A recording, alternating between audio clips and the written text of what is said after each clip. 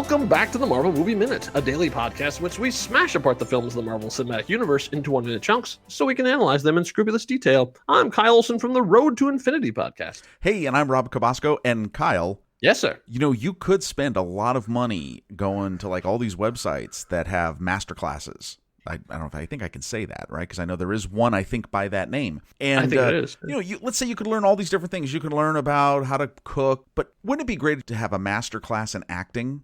Wouldn't that be fantastic if you could sit down with someone who was at such a professional level, had worked with some of the best in Hollywood, and would just sit down with you and then have a basic class to show you exactly how he goes about teaching some of Hollywood's biggest stars? What if that were also free and in this episode of the Marvel Movie Minute? That's right, because here we are, minute 108 of The Incredible Hulk by Louis Leterrier from 2008. But we're not talking to Louis Leterrier. No, we're talking to Mr. Terry Notary.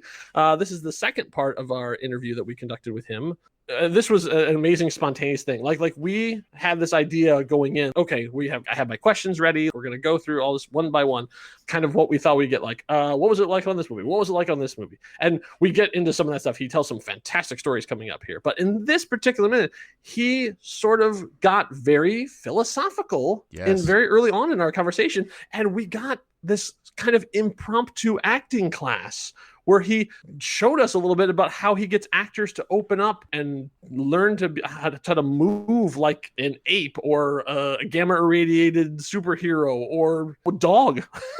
Right. Of the many creatures that he has performed. It was really amazing. Like even Rob and I were sort of like taken aback at like how open he was about his process. We almost felt ourselves sort of like opening up and moving around and like, oh, okay, all right, I understand now.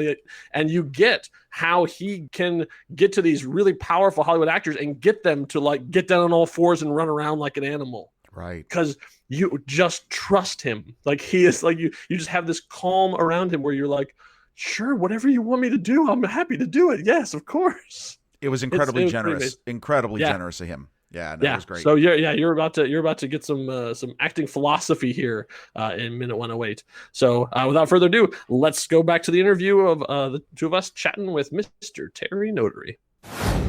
Yeah, the first day I walked into Cirque, the director goes, okay, everybody, take all your clothes off. You know, and we're like, what? He's like, okay, leave your underwear on. That's fine. You can leave your underwear on. So we're all standing there in our underwear, like looking at each other. He's like, okay, now cradle each other like a baby. And it was like, I got paired off with Nikolai Skorobogatov. And he'd had a pack of cigarettes and a steak and you know, and a bottle of wine the night before. And he's just like breathing on me. And I'm just like, we're in this, dude. We're in this. We're committed. It was like, wow. We're just holding each other like a baby. And I was like, okay, I get this. He's like, this is the church. You forget everything you've ever known. Forget everything you've known. This is you being reborn. So, and it was like that for me. It really was that profound of an experience. Really, it was like finally, you know, being able to express yourself and not worry, to undo the fear of messing up. You know, we were encouraged to make mistakes, and that's one of the big things I do with actors is if you're not making mistakes, you're not finding the gems. You know, the gems are hidden in the mistakes. They're in the subconscious mistakes that you make. And as soon as you start allowing yourself to make mistakes, all this freedom happens. And the next thing you know, you're discovering things you couldn't have thought of, you know. I mean, the worst thing a person can do when they're coming in to create a character is they come in with a set of notes that they've written down, and they go, I know my character. I've got it on paper. I wrote it out of my head. And that the first thing I do is like say, okay, stop. We're gonna sit in a chair and we're gonna breathe, and we're gonna start to get into a neutral state, and we're just gonna start playing. And once you start playing, then you start make, oh, what happened? What was that? You know, and I just witness. I'm just a witness to them exploring and creating a space that's comfortable and nurturing, so that they can sort of just kind of go off and go, okay, this is okay. I'm safe. I can play. and be like a kid again. And then once you start that process, it's like boom, boom, boom. Then you have one little sprout and it blossoms over into this thing, and you go explore, and then you dig deeper and you find this gem, and you title it. And then you start, boom, you find another gem, and then you title it, and then you start to find what the shape of this character is starting to become.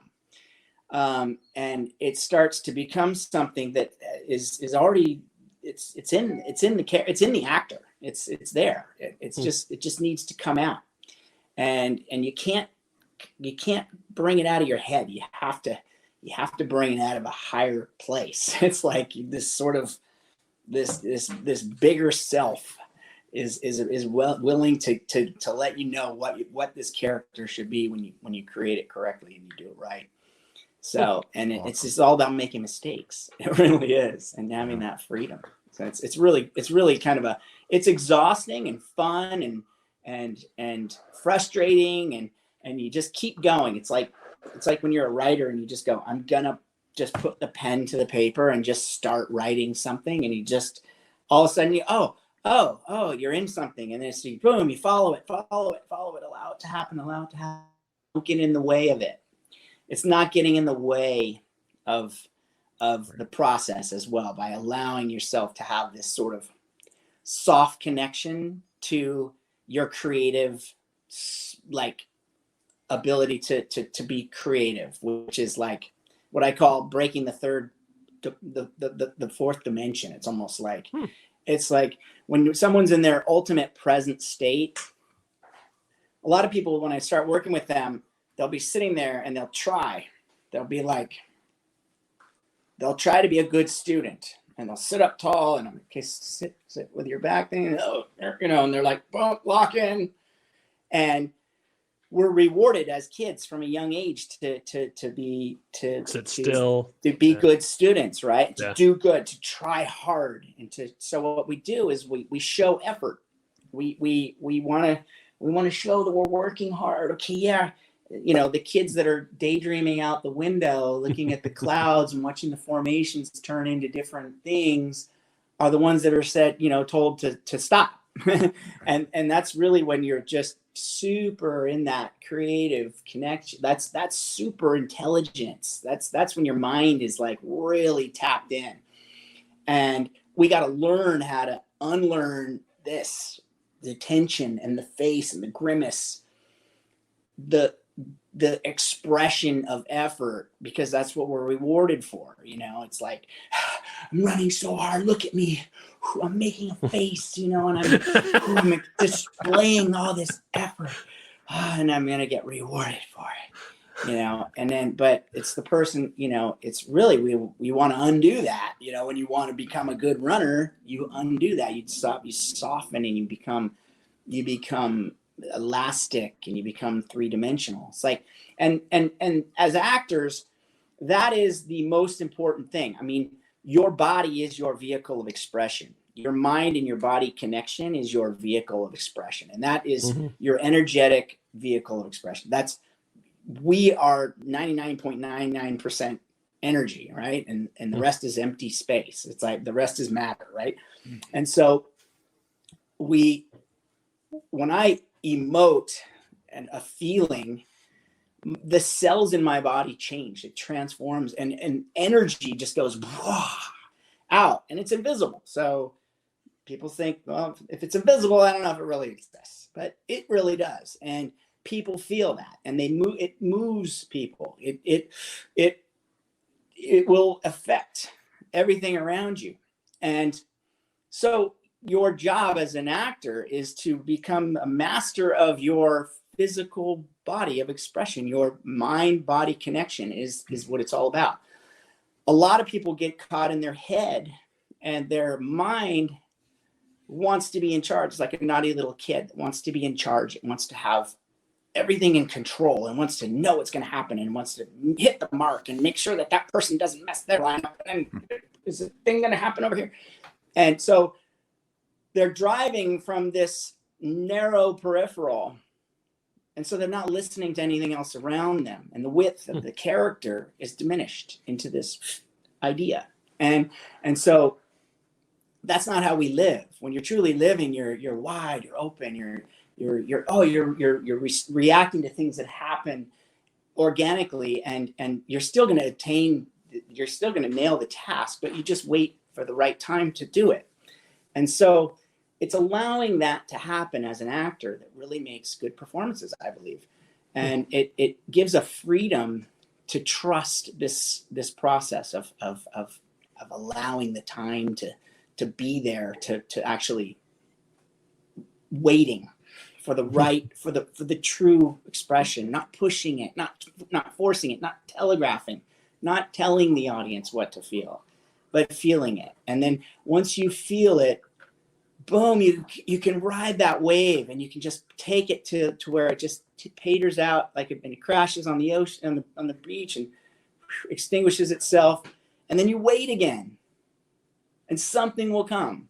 And it's trusting that in that sort of trusting that process is a really big thing for actors, because a lot of people are like, oh my God, I'm on camera. This is